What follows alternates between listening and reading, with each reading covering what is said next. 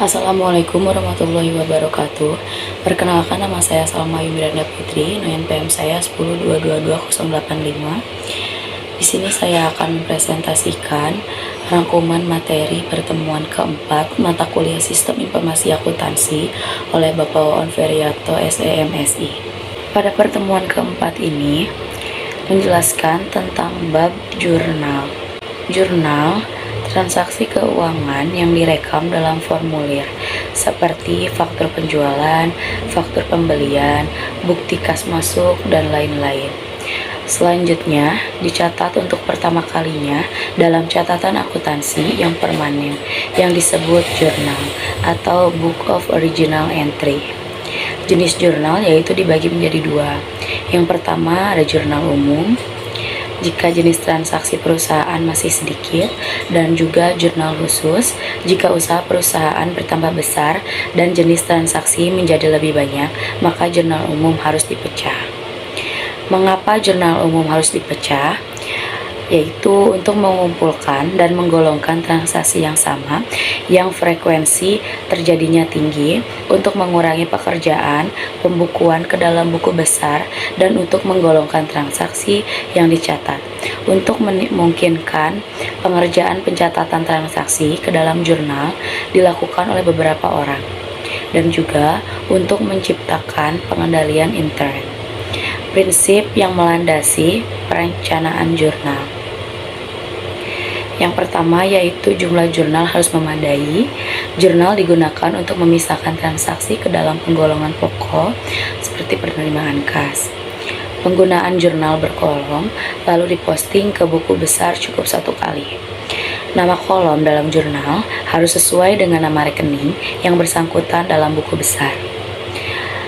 Dan juga kolom kedua dalam jurnal digunakan untuk mengumpulkan angka yang akan diringkas dalam rekening yang bersangkutan dalam buku besar.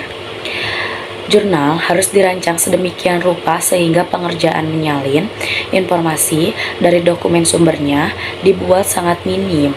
Lalu faktur penjualan sama dengan info. Yang terakhir, harus ditetapkan hubungan antara dokumen sumber tertentu dengan jurnal sehingga pertanggungjawaban kebenaran informasi dapat ditentukan, seperti jurnal penjualan, lalu faktur, dan bukti pengiriman. Langkah kedua, perencanaan jurnal. Pertama, studi terhadap karakteristik transaksi perusahaan. Transaksi yang frekuensinya tinggi, jurnal khusus yang frekuensinya rendah, dan juga jurnal umum. Yang kedua, pembuatan jurnal standar. Pelajari ciri khas transaksi. Untuk menentukan rekening buku besar, buat jurnal standar untuk transaksi yang frekuensinya tinggi. Yang ketiga, perancangan jurnal.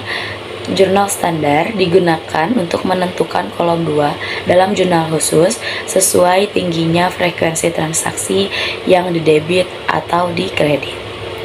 Jenis jurnal khusus. Yang pertama yaitu ada jurnal penjualan, jurnal pembelian, jurnal penerimaan kas, jurnal pengeluaran kas, dan juga jurnal umum. Metode pencatatan data ke dalam jurnal yaitu ada 4 metode.